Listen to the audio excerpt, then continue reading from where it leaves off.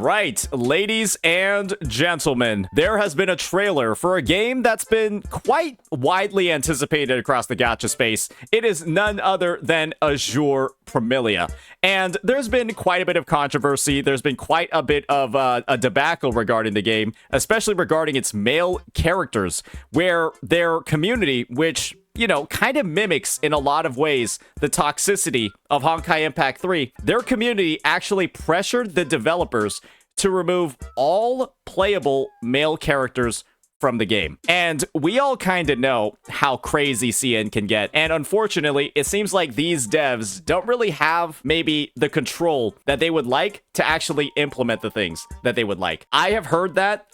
From several news articles. And we can kind of see in this game over here, we might see from the trailer, a couple of signs from that. This is by the Azur Lane developers. And we all know that Azur Lane is a game that really, you know, only has female units, or like female 5 stars, female banners, that sort of stuff. And so when it comes to the males, maybe that's why. Kind of bleeding in a little bit too much from their prior player base. And so one thing when it comes to this trailer, and one thing when it comes to like even the Azur Promilia channel that I'm a little bit concerned about heading on into this, is the fact that the video only has about 30,000 views over 11 hours. I thought that there was going to be a little bit more hype for this game, but let's just go ahead and see how good the trailer is. Maybe the hype is just going to build up more and more and more, because I think that this is the first actual official one we've seen in quite a while. So with that, let's go ahead and get right on into it and give this a look and maybe see if we're going to add it to our repertoire of gacha games on this channel.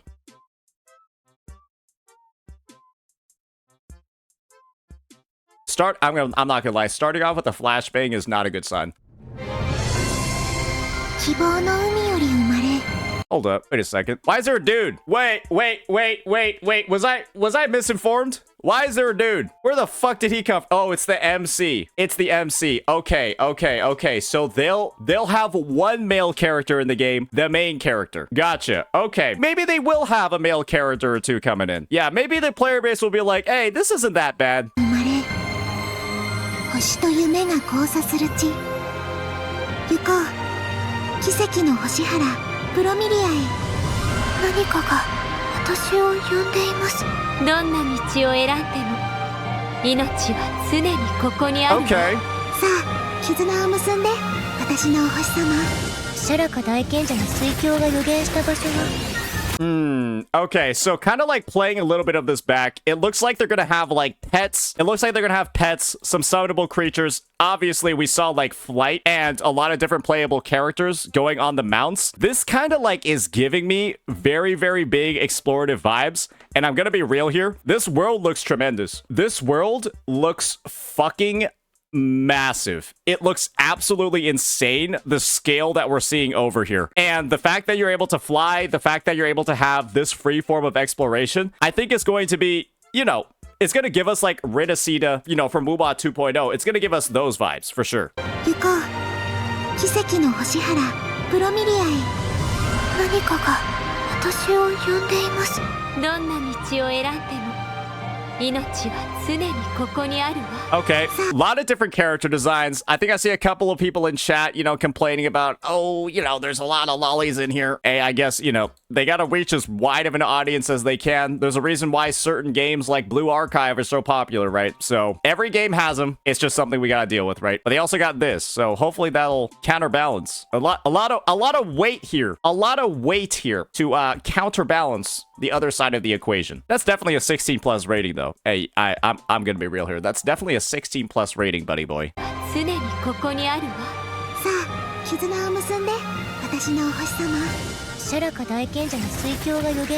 I'm not a fan of the damage numbers.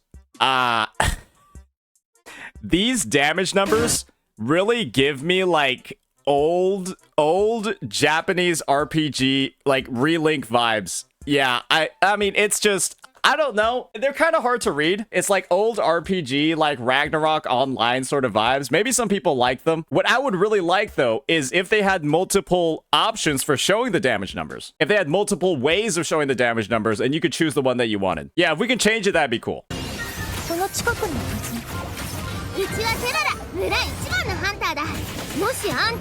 combat in particular is looking quite good.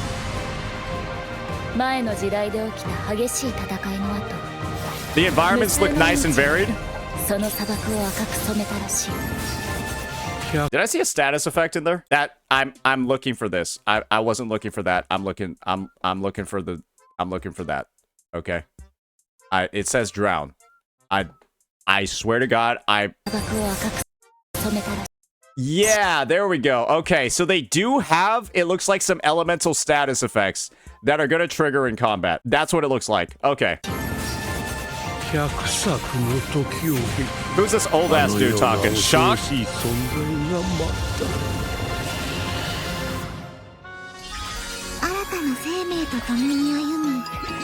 Okay, what is this shit?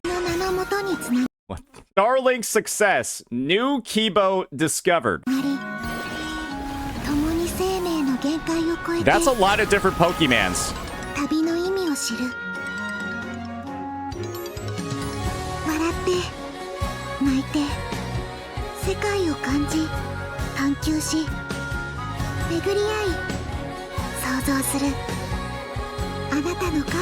This is giving me like Infinity Nikki vibes. This is giving me like some slight Infinity Nikki vibes. I'm gonna be honest. Yeah, Pal World, Infinity Nikki, that sort of stuff, Harvest Moon. I just hope that the devs aren't being too ambitious here, because there's gonna be a lot of people playing this game for a lot of different reasons, right? And when you think about sort of like those, you know, when I think about how pretty good the combat looks in this game, right? How action-oriented it is. I'm seeing things like dodges. I'm seeing things like status effects. I'm seeing things like you know, like advanced movesets. And then you guys, you know, are like going ahead and getting it counterbalanced with growing plants. That could be something that might annoy some players, especially if like progression in the game, especially if, you know, like actually like building the base, doing all of this stuff is going to be required to get like all of the rewards, to be able to, you know, get all the premium currency to actually pull the units, right? It's like, oh man, I'm like 10 pulls short. Let me go grow like 30 cabbages real fast. And you're just like,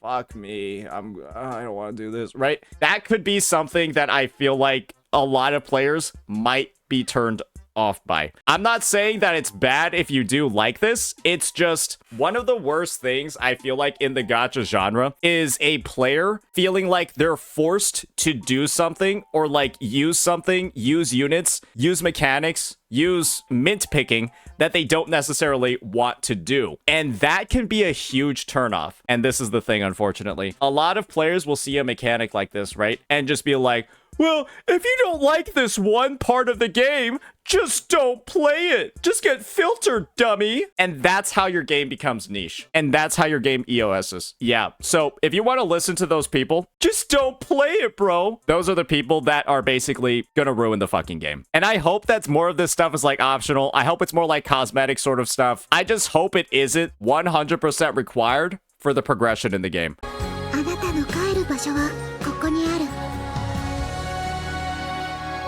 忘れないで始まりの願いをたとえ行き着く先が見えなくても星の輝きが必ず道を示してくれる They're really leading into this whole like Pokemon system. They are really leading into this whole Pokemon system. I think we've seen at least like 15 different ones by now. They're like interacting with the characters and shit. They're like doing unpaid labor. Yeah, it's a lot. It's a lot that we're seeing them integrated doing. I hope it's just crafting and buffing food. Yeah, hopefully. Oh, they even have fucking farms. Oh, we're forcing them to reproduce as well. Oh boy. 時は流れていく。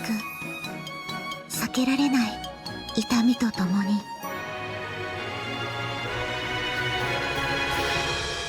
その戦いがあまりにも正確。Oh, we're back to the combat. すべての命に。Yeah, okay. That is definitely a questionable character design. Yeah, yeah, maybe yeah, I don't know about that one. I don't know about that one. Zoom, I'd rather not. Oh, that's a lot. Okay. I thought the other characters were small. What is this? We're not going to be fighting with this. We're not going to be fighting with this, are we? It's a raccoon. I don't give a reason.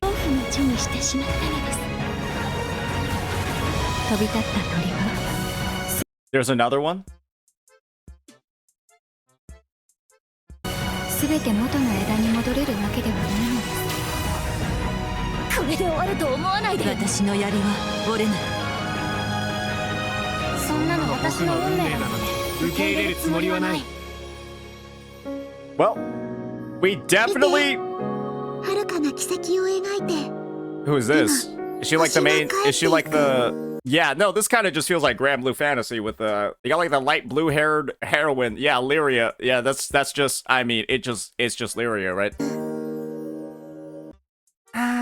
I think that there was a fair bit of great stuff shown. I'm just gonna be real though. It's just, I don't think we saw a single male character, but we saw a lot of whatever the fuck these are. I didn't see a single male character, but I saw a lot of whatever the hell these are. Yeah, the only one seems to be the MC. I don't even think we saw the MC do anything in combat though. So maybe they don't even fight. Yeah, and that's kind of like the whole situation that they have going on. I mean, this is definitely, if I were to compare it to existing open world games on the market, this one gives me like Genshin vibes, but it's almost like more like childish. It's almost like more childish or like more kid-friendly than even Genshin. I feel like Genshin is actually more mature than what we're seeing over here. And yeah, this is like more cartoonish. It feels like the story is not going to be like very serious. It feels like the story is going to be like very, you know, it just feels like a lot more fantasy, that sort of thing. It's a 2-minute 37-second trailer, but I feel like we did see a lot. I'm not sure how I necessarily feel about it. Oh, another flashbang. These devs really need to stop doing that. Can they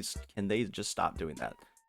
All right, starlight through time into you. Okay, we can take a look at some of the characters. Yeah, this design's a little bit crazy. It's like a blend of like kid-friendly Goonerbait. What we got going on over here? We got Terrara, a literal furrian, a wolf girl. Okay, yeah, that's just, yeah, you're not gonna see designs like that in most gacha games. What do they got over?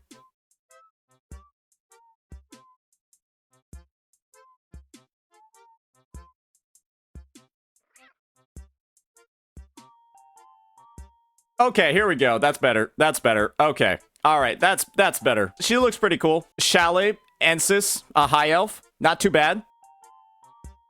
We got Han Yo-Yu, the first human we've seen. Not looking pretty okay as well. And those are the only characters that we're gonna be showing. All right, so we got 3 normal looking units and then 2 children. Okay. All right, I see how it is. So that's what we're gonna be advertising. What else do we got over here? We got the Kibos. We got a cabbage bird. A cat with socks on its... I don't know what those are supposed to be. We have Paimon with hair dye. A wolf. And a bunny. Okay, and a bear on drugs. Cool. All right, let's look at some of the bosses. Oh, yeah, okay. Okay, Shadow Blaze. I see how it is. All right. All right, that's a pretty cool looking boss design, actually. Spite Horn. Why does everything have wings? Wait, why does everything have wings and is flying? Okay, now we got the adult version. We got the adult version of the Paimon thing, and it also has wings and is flying. Is everything just flying in this game? Is there no boss that, like, I don't know, walks? Yeah, I'll be real. It's like an okay preview. I think we saw a lot more in the trailer, though. I think we did see a lot more in the trailer. There's definitely way more reveals than this. So that's going to be all the characters and the units. I don't want to say that I'm like a little bit disappointed, but the character designs themselves are pretty unique. I guess they're showing like a lot of different, like this is obviously, right, you know, like super fantasy, like elf oriented. This is more like traditional Chinese. This is just porn, and this is jail and also jail. So I guess that's the inspiration from that sort of stuff. Now let's look at the world. The Southern Valley, Lebe, Jinghua Cape, Charlulu Village. Okay, so they're definitely going to have the CN region as well. So what's in here? I'm not reading all of that. They definitely did show these characters, so I guess they're going to be drip teasing stuff as time goes on. This place actually looks kind of cool. I like the vibes in this area. Jinghua. Okay, yeah, we definitely haven't seen this unit yet. And okay, now okay, I guess there's another kid. Great. Yeah, this game looks very like cartoonish. This game definitely does have like a bit more of like a anime sort of vibe than even like Genshin. We're just gonna have to wait and see. maybe they'll have like more combat specific sort of trailers coming out moving forward. Very like Pokemon-ish sort of vibes. And I guess it's surprising to me that the Azur Lane devs made this, considering that, I mean, let me just Google it real fast. This is a game about like girls becoming warships and stuff. Like, bro, this is the sort of stuff they put in the game. I don't even know if that's legal to show. Yeah, like that's the sort of stuff they're putting in the game. And so it's definitely a different aesthetic. Like, this is like a lot like sharper. This is obviously like a lot more goonery than the character designs that we've already seen. This is also like a 12+ game. So, hi, Azur Lane player here. The game is 80% porn. Yeah. And I guess the game being 80% porn coming from Azur Lane, that's really throwing me off when 2 out of their 5 advertised character designs are this. Yeah, I guess I don't really know how I feel about that. Actually, I do know how I feel about that. That's just kind of weird. No, that's not kind of weird. That's very weird. Is there really this big of an audience for stuff like this? Like, I can see where the 80% inspiration is coming from with designs like this, but just like, why even have this in the game, bro? Why even have this in the game? You'd be surprised? Yeah. It's whatever, man. I think that there's a lot of lost potential when it comes down to it. I'm personally just like one of those guys where I look at gameplay like this and I just feel like limiting it solely to only like female characters in a world where, I don't know, you have to fucking reproduce somehow and like create all these fucking characters in the first place just seems like a little bit weird. And maybe that's the vibe that people want, but I mean, it kind of just makes more sense to have a story that's like integrated across, I don't know, it's just, I feel like it's important to like world building as well. Maybe there will be a lore reason why men are not able to fight anything in this game. Maybe there will be a lore reason for why only girls are able to deal damage. Yeah, maybe there's a lore reason for all of that stuff, like it is in Azur Lane. I guess it's really gonna lead into like certain fantasies for certain people. We'll see how the game develops moving forward. I think that there is some potential for it. The combat actually does look pretty good, pretty engaging, and the flight system and the exploration actually does look pretty nice. Bro, first trailer for 2.0 for Wuwa, show us a lolly. Yeah, it showed us one character. I feel like I've seen at least 6 or 7 in here, so I don't think the two of them are necessarily comparable. I would say when it comes to my whole take on this trailer, I think that there's, again, a lot of potential, but I do feel like the devs are limiting themselves a lot. And I'm a little bit confused why they're leaning into so many designs that I feel like a lot of players are just gonna be like, what the fuck is this even in the game for? And I feel like that's going to filter a lot of people. And the most diehard fans of this game, right, will say that filtering is a good thing, that getting rid of the tourists is a good thing, but that's how you end up with a niche community, you know, filter the normies, all that sort of stuff. I think that's how you end up with a niche community that doesn't end up, I don't know, getting a lot of good press, getting a lot of good PR, and most importantly of all, just being accessible and welcoming to new players. Some people are saying being niche is a good thing. I don't think that's a very good thing at all if you actually want a game to succeed. Yeah, a lot of people think niche is better. I think that those people are just straight up wrong. Let me know what you all think. Peace.